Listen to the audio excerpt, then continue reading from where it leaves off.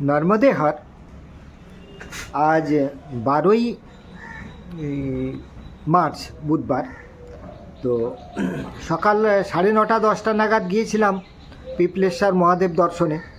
তো পিপলেশ্বর দর্শনের পর নিচে নেমে গ্রামের শুরুতেই ওখানে একটি আশ্রম ছিল। সেই আশ্রমে এক সাধু বাবা থাকেন, খুবই পরিক্রমাকারীদের খুবই যত্ন করেন। স্থানীয় মানুষের সহযোগিতা, তারাও সেখানে এসে জড়ো হন। তো সেখানে চা এবং বালভোগ খেলাম এবং ওরা অনুরোধ করে 2বার বালভোগ দিলেন। যাই হোক, খেলাম, হাসি ঠাট্টা হালকা আলোচনার পর আবার ওখান থেকে বেরিয়ে পড়লাম। বেরিয়ে পড়ে চলতে চলতে কোথায় দুপুরে বিশ্রাম নেব এরকম চিন্তা ভাবনা করছি। তারপরে পড়লো একটা বেশ তপবন মতো জায়গা, অনেক গাছগাছালি, তার মধ্যে দারুকে এখানে ভানগড়, জায়গাটার নাম ভানগড় না ভামগড়। এই ভামগড়ে এখানে একটি শিব মন্দির আশ্রম, সেখানে সদাব্রতের ব্যবস্থা আছে। আর দেখলাম সেখানে যে সাধু বাবা আছেন তিনি তার ভোজন প্রসাদই তখন সমাপ্ত করছেন। তো আমরা তাকে আর করলাম না। তিনি অবশ্য বললেন যে বাবা সদাব্রত আছে, আপনারা, আমার তো ভোজন প্রসাদী হয়ে গেছে, আপনারা চাইলে আমি সব উপকরণ দিয়ে দেব, আপনারা রান্না বান্না করতে পারবেন। তো এই জায়গাটার একটা ইতিহাস আছে। এখানটাতে যে সিংহাজি মহারাজ, নর্মদা খণ্ডের বহু পূর্বে, অনেক আগে তার জন্ম এবং মৃত্যু হয়েছে। তো সিংহাজি মহারাজের কথা অনেকবার বলেছি।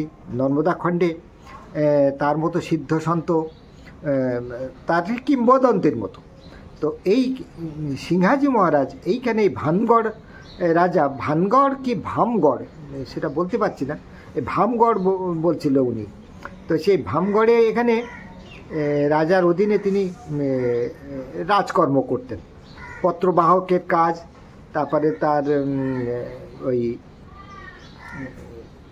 কোষাগার বা ইত্যাদি, খাজনা আদায় ইত্যাদি কাজ তিনি করতেন। তো এই সিদ্ধ সন্তের সঙ্গে জড়িত এই স্থান। এখানে একটি বড় মেলা হয়, বছরে কোনো এক সময় মেলা হয়, সম্ভবত শীতকালের দিকে।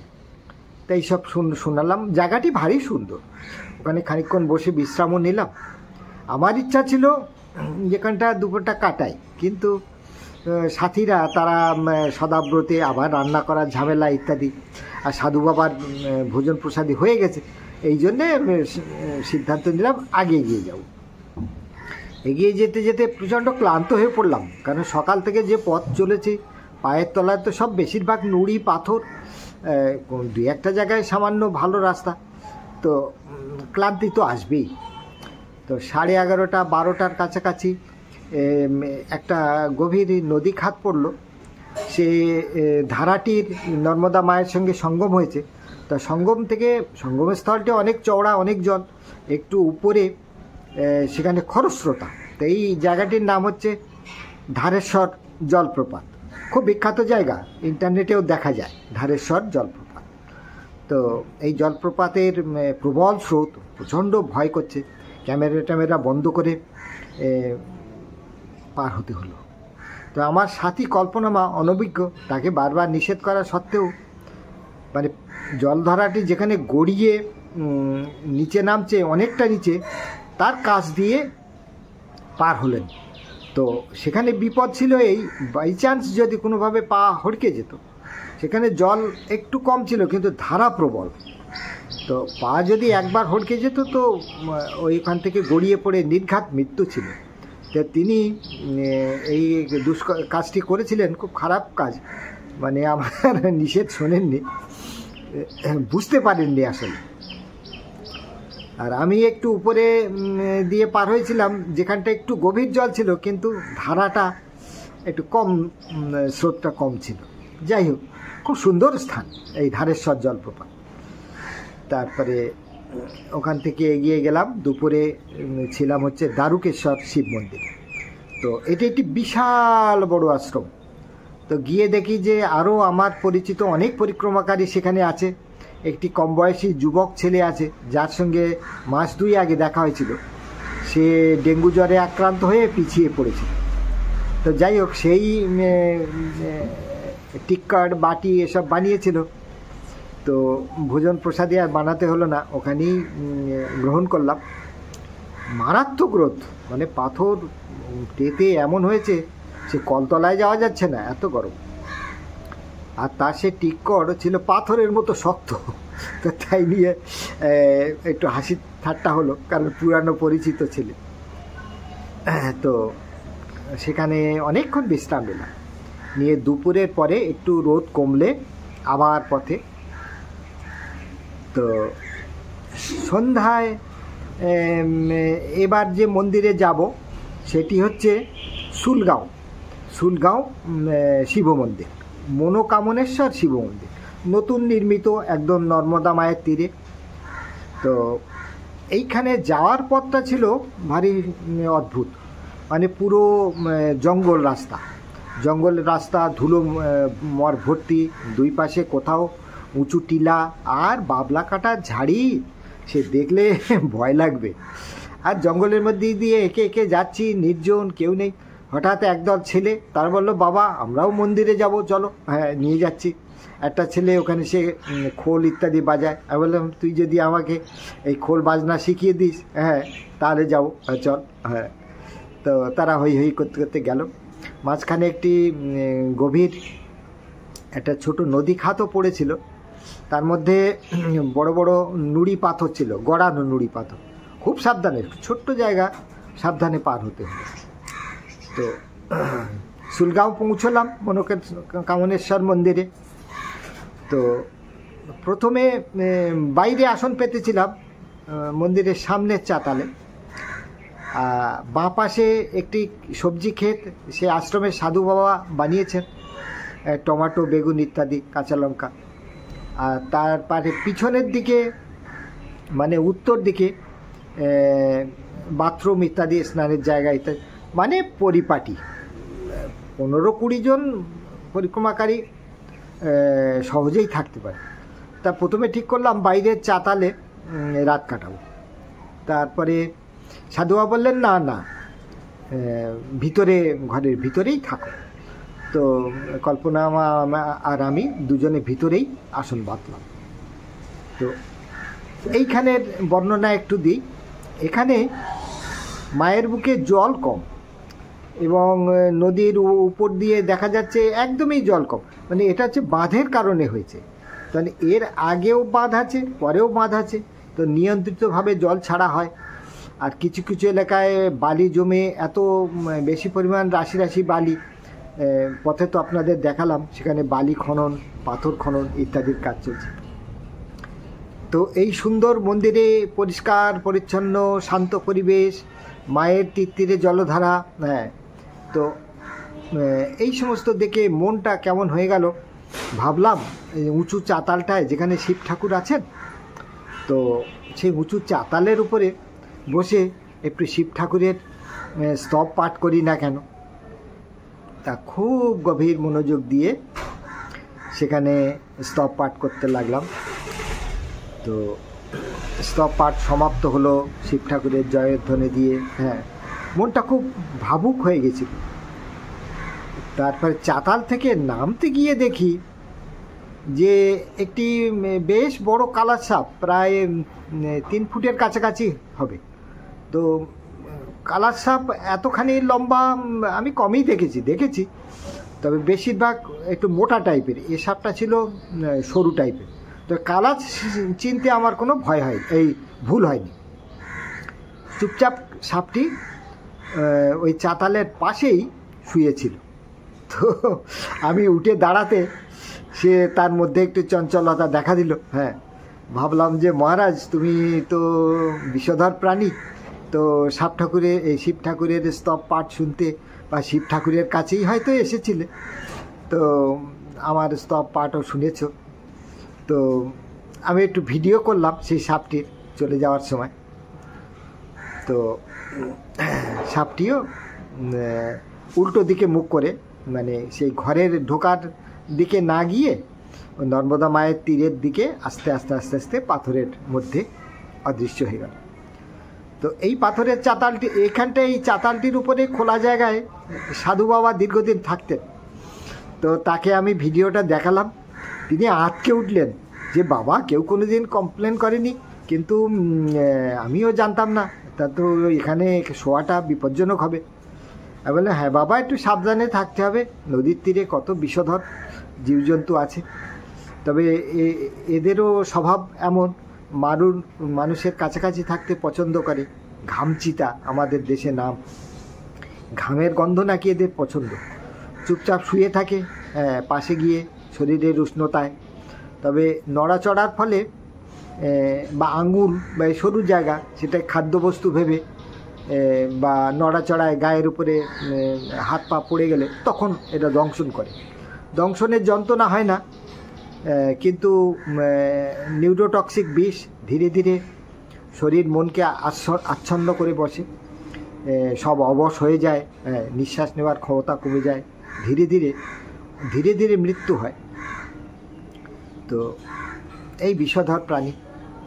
তো একটাই বক্তব্য, মায়ের তীরে সব কিছু আছে, সকলে কিন্তু দেখা পায় না, দেখা দেয় না। আমার কি জানি সৌভাগ্য, কত বিষধর প্রাণী, কত হিংস্র প্রাণী, কত হিংস্র কুকুর, বন্য শিয়ালের দল, তারপরে মোষ, পাগলা মোষ, কুমির, কত কিছুই দেখলাম। কিন্তু মারাত্মকভাবে এদের থেকে কোনো ভয় কিন্তু অনুভব করতে পারিনি।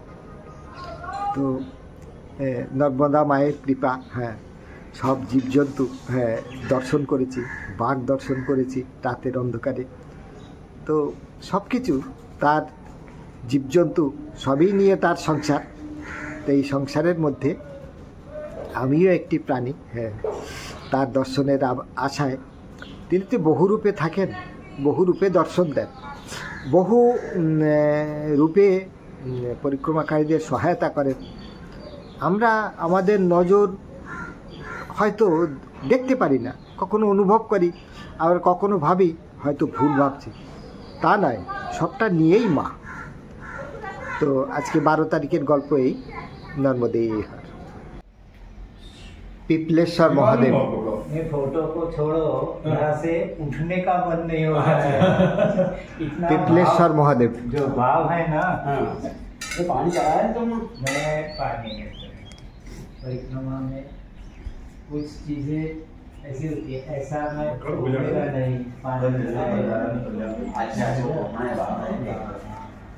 अभी पता नहीं कितना सच है, कितना गलत है, मालूम नहीं।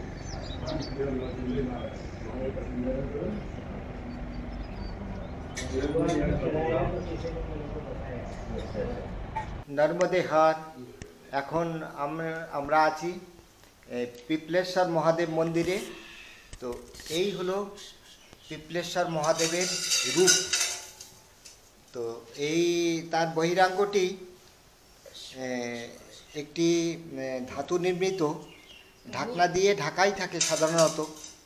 बाबा ढक्कन आप चढ़ा दीजिए, दर्शन हो गया, आप दीजिए, हम उसको छवि लेंगे। हाँ बाबा दर्शन कर लो पहले। तो पिपलेश्वर महादेव এই ধাতু নির্মিত এইটা ঢাকনাটা দিয়ে এনাকে সুন্দরভাবে রাখা থাকে, এবং তারপরে তার উপরে এই মালা, রুদ্রাক্ষ, ফুল এ সমস্ত দিয়ে তাকে সুসজ্জিত করা হয়। তো এইটি তার আসল রূপ। অতি প্রাচীন এই মন্দির, আর নর্মদা মায়ের কিনারে সম্পূর্ণভাবে সুন্দর। এখানে প্রণাম এবং বাবার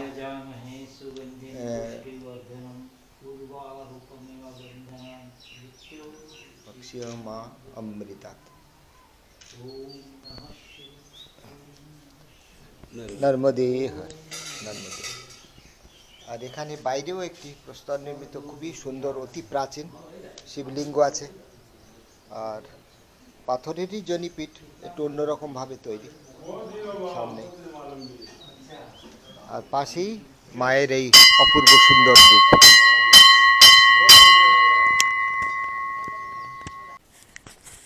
তো এখন পিপলেশ্বর মহাদেব দর্শন হয়ে গেল। এখন এই স্থানটি থেকে সুন্দর স্থান, অনেকখানি উঁচুতে অবস্থিত মায়ের তীরে। তো এখান থেকে আপাতত পরবর্তী গন্তব্যের দিকে এগিয়ে যাব। তার আগে এই মন্দিরের পাশে যে আশ্রম আছে, আশ্রমের মহারাজ আমন্ত্রণ জানিয়েছেন বালভোগ নিয়ে যাওয়ার জন্য এবং চা। তো যাই নিচে। গ্রাম এখান থেকে 300 মিটার দূরে। তো খুব সাবধানে নামতে হবে, সিঁড়ি ভয়ানক খাড়া।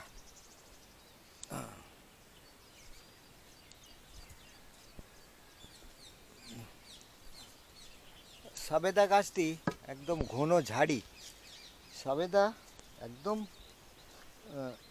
পুষ্ট, বড় বড়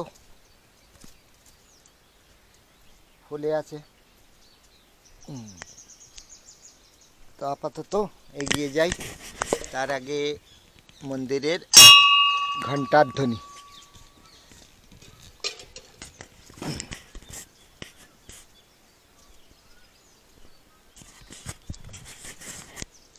মন্দির সংলগ্ন একটি ছোট্ট বাগানও আছে। বাগানে বিভিন্ন ধরনের গাছ, ফলের গাছ, জবা ফুলের গাছ, এই সমস্তই লাগানো আছে।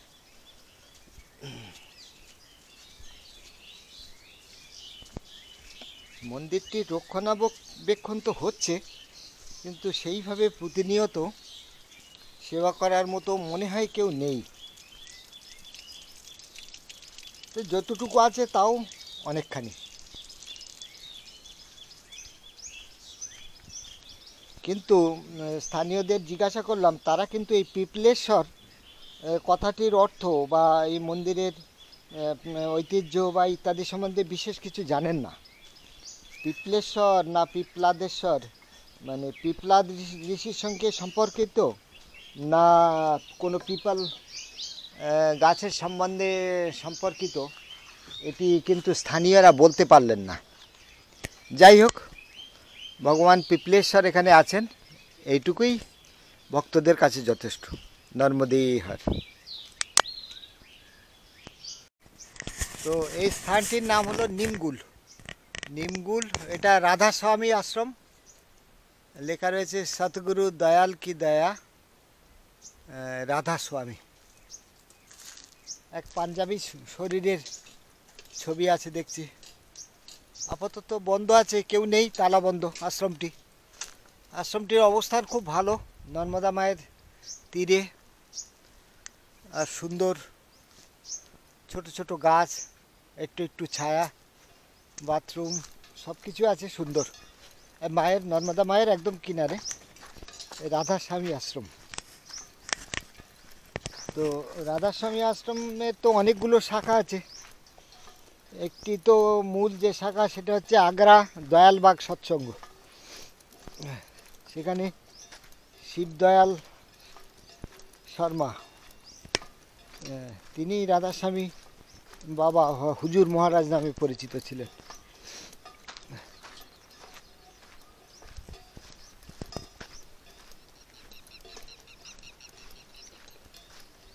এখন খর রোদ্দুর, আর 2 কিলোমিটার দূরে ধারেশ্বর মহাদেব। তো একদম নর্মদা মায়ের তীর দিয়ে চলছি, হাওয়া এক বিন্দু নেই, প্রখর রোদ্দুর। তো আস্তে আস্তে সকাল থেকে 10-12 কিলোমিটার রাস্তা চলা হয়ে গেছে। এখন ধীরে ধীরে পা ভারী হয়ে আসছে। তো দেখি কত দূরে বাবার দর্শন পাই, সেখানেই আজকে দুপুরে আশ্রয় নিতে হবে। সেই অবধি যত কষ্ট হোক চলতে থাকতে হবে। তো আজকে সকাল থেকেই 5 জনেই চলছি, নানা আনন্দের মধ্যে দিয়ে। কখনো আগে এগিয়ে যাচ্ছি, কেউ কেউ পিছিয়ে যাচ্ছি, আবার পরের পিছনের জন আগে চলছি। ধীরে ধীরে আগেই চলেছি সবাই।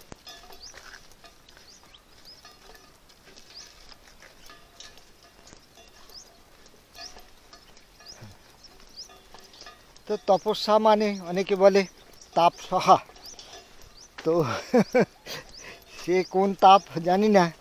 এখন তো সূর্যের তাপ সহ্য করা ছাড়া আর উপায়ও নেই। তো ভগবান সূর্যদেবের সেই প্রখর উত্তাপ তাই সহ্য করতে করতে, অর্থাৎ কিনা তপস্যা করতে করতে চলেছি নর্মদে হর। নর্মদে হর এ হলো ভামপুরা লিঙ্গেশ্বর মহাদেব মন্দির, নর্মদা কিনারেই একদম, খুব সুন্দর স্থান, অতি রমণীয় বলা যায় ভামপুরা।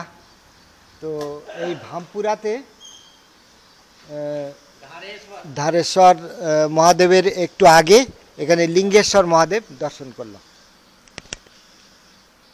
इतने भामपुरा का कोई राजा था एक जमाने में, जिसका निकट वो सिंघाजी महाराज नौकरी करते थे। तो वही है यही से भामपुरा। हाँ हाँ, तो भामपुरा नाम याद आने से उनका सिंघाजी का नाम भी याद आ जाती है। सिंघाजी का यहाँ पे मेला भी लगता है ना। हाँ हाँ हाँ, तो यही से भामपुरा এখন তো গ্রাম, এক সময় ছিল রাজ্য। এই ভামপুরা রাজার অধীনে সিংহাজি মহারাজ তিনি চাকরি করতেন পত্রবাহকের কাজ। তো চলতে চলতে চলতে সেই ইতিহাসের একটি অংশ, সেই অংশে প্রবেশ করলাম আজ। তো এখানে লিঙ্গেশ্বর মহাদেব দর্শন করে আগে এগিয়ে যাচ্ছি ধারেশ্বর মহাদেবের উদ্দেশ্যে।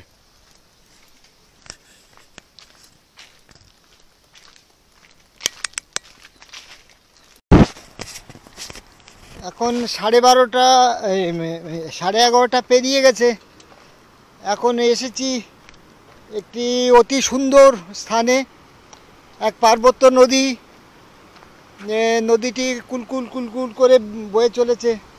নর্মদা মায়ের সঙ্গে নদীটির সঙ্গম হয়েছে স্থলে। তো এই অতি সুন্দর জায়গাতে ধীরে ধীরে আমরা পার হয়ে যাব, পায়ে হেঁটেই পার হতে হবে। অল্প জল, নদীটির নাম আপাতত জানা নেই। তো পরে জেনে নেব। স্থানটি অতি রমণীয়, কথাটি মানতে হবে।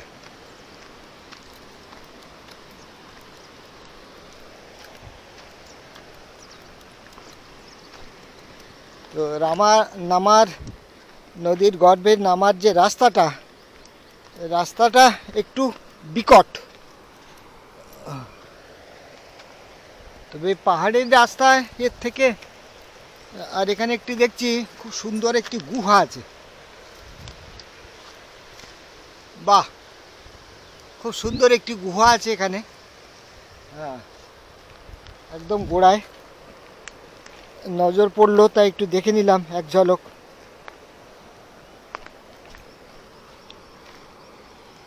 এইরকম গুহা ছোট ছোট বানিয়ে তার মধ্যে সাধু সন্তরা আগেকার দিনে জপ তপ করত শান্তিতে, একদম মায়ের কোলে। আহা, কি সুন্দর স্থান। তো মনে হয় এই জায়গাটি দিয়ে আমাদের পার হতে হবে।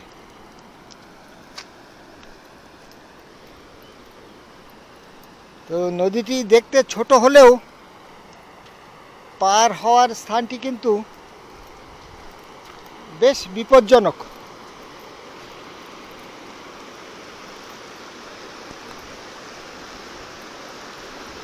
দেখছি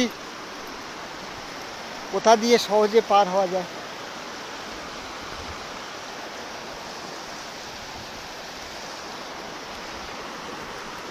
এই জায়গায় তো প্রবল স্রোত।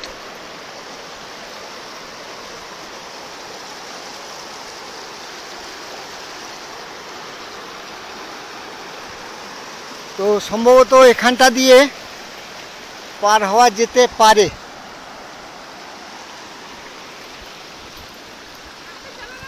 हाँ, अरे पानी से चलता है, बहुत तेज धारा है, वही देख रहा हूँ।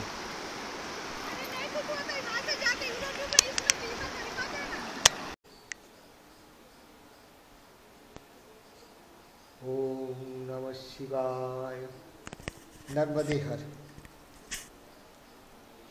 এই হলো দারুকেশ্বর শিবলিঙ্গ, অতি সুন্দর স্থান। ধারেশ্বর জলপ্রপাত পেরিয়ে এই শিব মন্দির, ভারী সুন্দর স্থান। এই স্থানে আমরা আজ 5 জন এসেছিলাম সকালে। তো 5 জন এখানে দুপুরের প্রসাদ নিলাম, বিশ্রাম করলাম।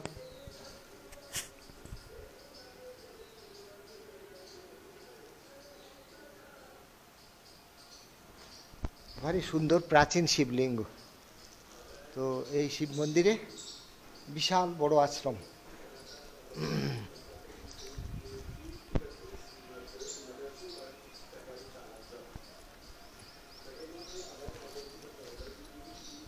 পাশেই মা নর্মদা, এখান থেকেই মা নর্মদার দর্শন হয়। আমরা সকলে এখানে অনেকজন ছিলাম, পরিচিত অপরিচিত, সব সমবেতভাবে এখানে প্রসাদ নিয়েছি। এখানেই হচ্ছে আশ্রমের পাকশালা, আর এই দিকটায় আছে বিশ্রাম কক্ষ, অতিথি কক্ষ, স্নান গৃহ ইত্যাদি। ভারী সুন্দর স্থান দারুকেশ্বর মহাদেব। তো এখন এই আশ্রম থেকে আমরা রওনা হব পরবর্তী आश्रम दिखे। नर्मदे हार बाबा निकालते। आज चवन मुनि आश्रम तक पहुंच पाएंगे? चवन ऋषि का आश्रम तक पहुंच पाएंगे? चवन ऋषि का आश्रम तक पहुंच पाएंगे?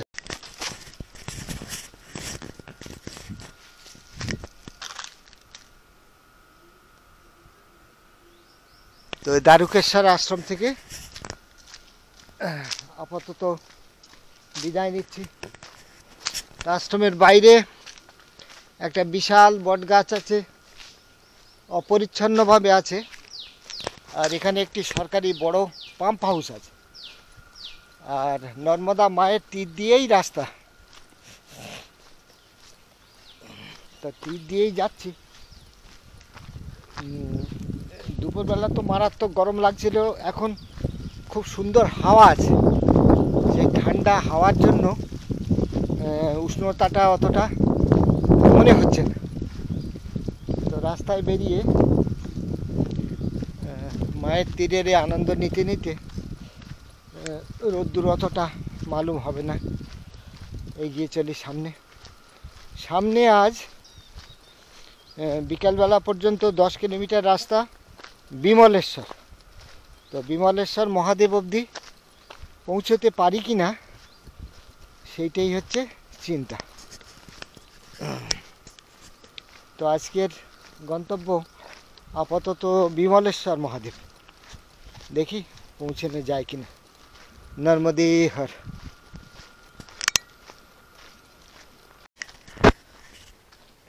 আপাতত একটি অতি সুন্দর জায়গায় এসেছি। চারিদিকে জঙ্গল, আর তার দুই পারে উঁচু মাটির স্তূপ, বিশাল। নর্মদা মা ডান দিকে আছে, একদম কাছে, শুধু এই মাটির স্তূপের জন্য দেখা যাচ্ছে না মাকে। তো এই স্তূপটি পেরিয়ে আর একটু এগুলেই সামনে মায়ের দেখা মিলবে। এবার অনেকটা ঝোপ জঙ্গল থেকে বেরিয়ে খোলা জায়গায় এলাম। তো উঁচু নিচু এরকম অসংখ্য পাকদণ্ডী আছে, কিন্তু সব রাস্তায় তো গেলে হবে না।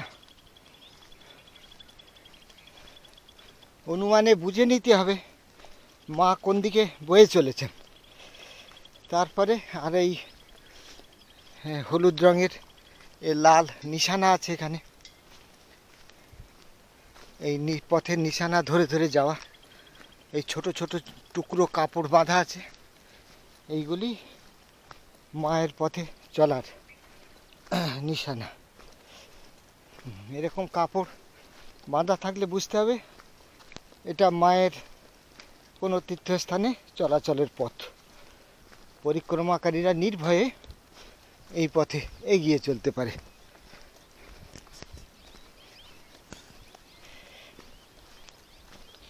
এই নিশানা থাকলে কাউকে প্রশ্ন জিজ্ঞাসা করারও দরকার নেই, নিশানা দেখেই এগিয়ে যাওয়া যায়।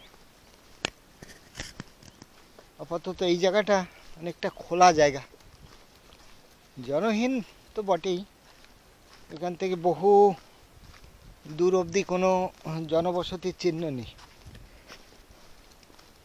আর এইরকম পরিত্যক্ত ভূমি, বর্ষার সময় এসব জায়গা পরিপূর্ণভাবে জলমগ্ন থাকে। আর এই উঁচু উঁচু টিলার মাথাগুলো হয়তো একটু একটু জেগে থাকে।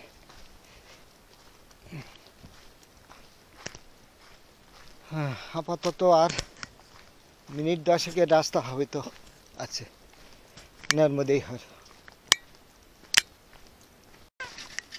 এই ছোট ছোট বালকেরা এরা হচ্ছে নর্মদা মায়ের সেবক। चलो चलो आगे चलो। हो मैं खुद का साथ बात करते करते चलता हूँ। तो এরা নর্মদা মায়ের সেবক। এই সন্ধেবেলা পথভ্রষ্ট বা ক্লান্ত যারা পরিক্রমাকারী তাদের चलो सामने आगे चलो तब तो अच्छा लगेगा ना। हाँ अब अच्छा लगता है। तो তারাই এই পথ দেখিয়ে দেখিয়ে নিয়ে যায়। এরা এই সামনের মন্দিরে পূজা পাঠে সহায়তা করে, কেউ ঢোলক বাজায়। चाय भी पिलाते हैं? अच्छा चलो। भोजन पे जाना क्या? हाँ हाँ हाँ, वो जहाँ मनोकामनेश्वर है वही चलेंगे। वो मंदिर बताओ। यहाँ से दिखाया। हाँ नहीं थोड़ा सा दिख गया ऊपर से। ये थोड़ी नहीं है। नहीं वो नहीं उधर है उधर। है, उधर उधर दूर है। আচ্ছা, তো এই জায়গাটি একটি উঁচু টিলা আছে। আর এই আবার এখানে নিচে নামতে হবে। তো একটি খাঁড়ি আছে, এই খাঁড়ি পথে এই খাঁড়িতে পেরিয়ে তারপর যেতে হবে। যাই হোক, সাথে এই 4 জন বীর সৈনিক আছে। धीरे धीरे आना मत। हाँ हाँ हाँ महाराज जी हाँ धीरे धीरे आएंगे, यहाँ पे धीरे धीरे। बहुत धीरे आएंगे, कोई चिंता मत करो। हाँ ये हम खुद को साथ बात करते करते जाते हैं। हाँ तो फिर रिकॉर्ड हो जाती है। हाँ। कमला करके फिर सुनते हो। हाँ यही तो आपको ठीक है। कैमरा भी यही सुनते हो। हाँ यहाँ पे भी আহ, जानते আহ, এখানে অত্যন্ত ভয়ানক জায়গা। উপরে তার জালি লাগা আছে, সেই তার জালির মধ্যে দিয়ে आराम से आना। পাথর দেওয়া আছে যাতে বর্ষার সময় পথটি বয়ে না যায়। झरना। আর উপর থেকে এখান ভিতর থেকে ঝর্ণা বয়ে চলেছে এই পাথরের স্তূপের মধ্যে দিয়ে। তো এটি অত্যন্ত বিপজ্জনক জায়গা। জায়গাটি সতর্কতার সঙ্গে পার হয়ে যেতে হবে। ভাই बहुत ध्यान लगा के आना, धीमे धीमे।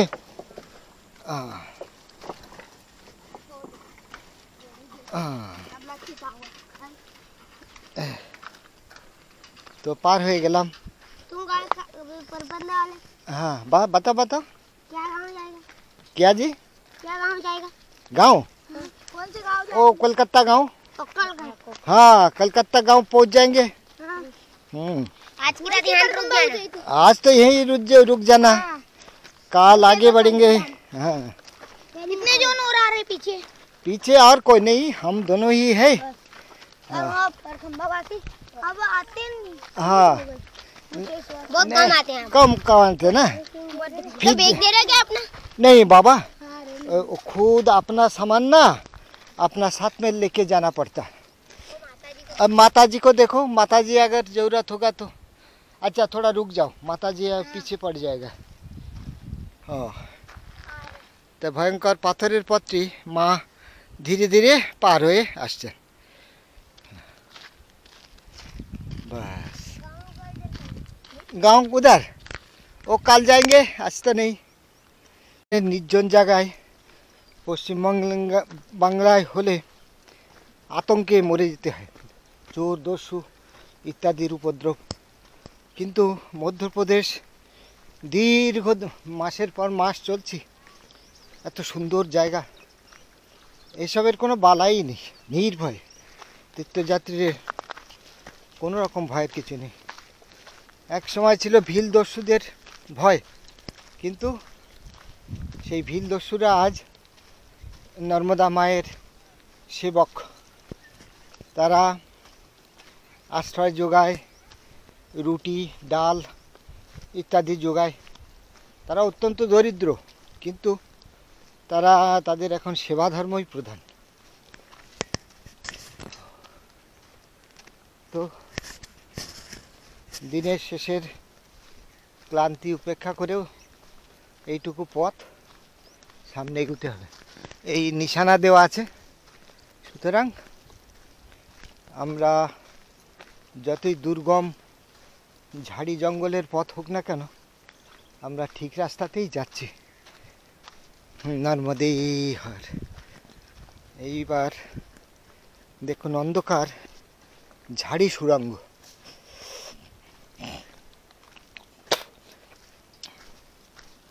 আগেকার দিনেও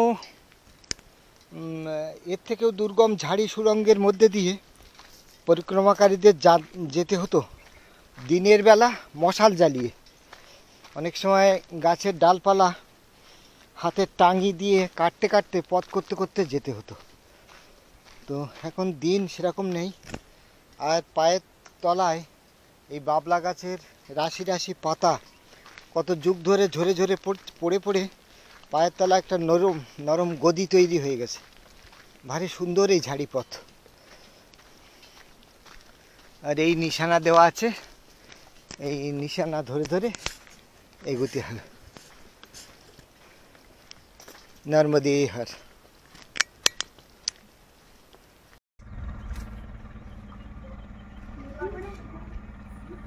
মনোকামনেশ্বর মহাদেব মন্দির শিমলদা, আর উল্টো পিঠে দেখা যাচ্ছে টকসার। এই হলো টকসার ঘাট।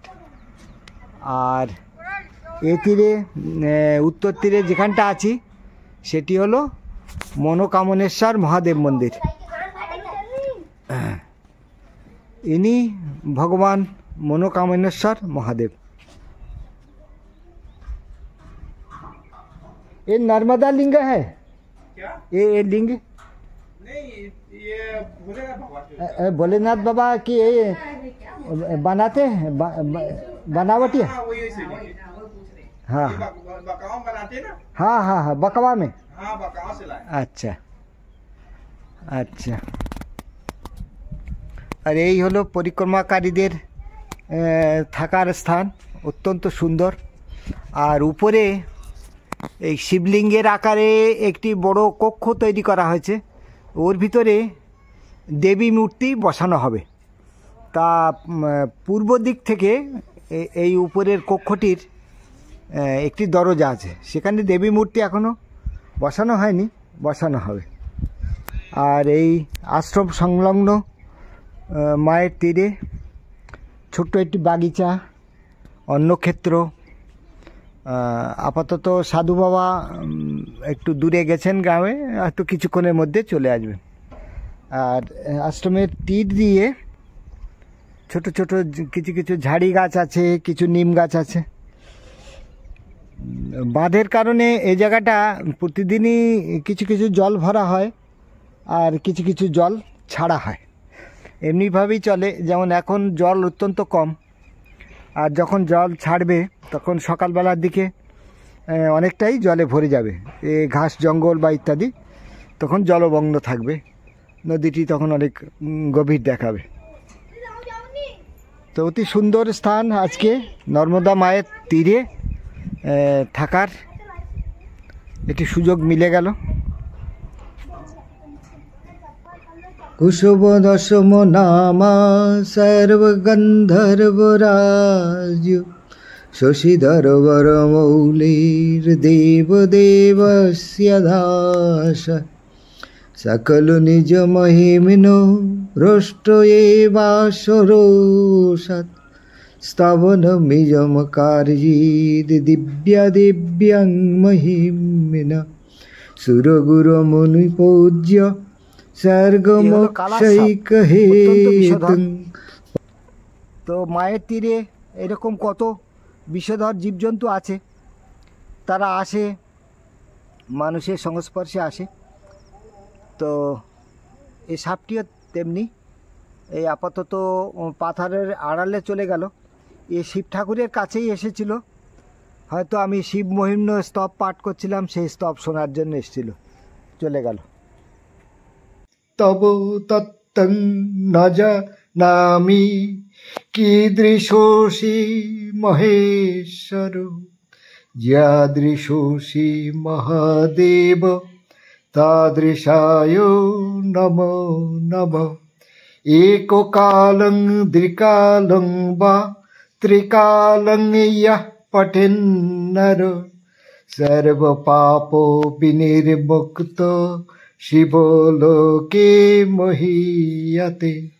শ্রীপুষ্পদন্ত মুখপঙ্কজ নির্গতেন স্তোত্রেণ কিলবিষহরেণ হরপ্রিয়েণ কণ্ঠস্থিতেন পঠিতেন সমাহিতেন সুপ্রীড়িত ভবতি ভূতপতির মহেশ। ইতি শ্রীপুষ্পদন্ত বিরচিতম শিবমহিম্ন স্তোত্রম সম্পূর্ণম।